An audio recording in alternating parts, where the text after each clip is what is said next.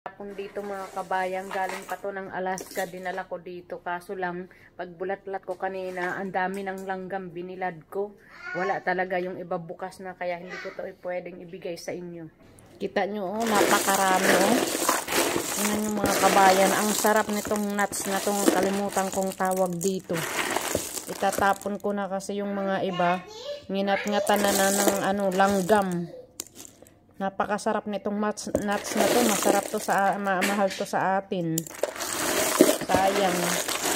Binilad ko nga kanina kaso lang hindi na crunchy siya. Sarap na itong tatapon ko lang. Dalawa sanang makikinabang nito.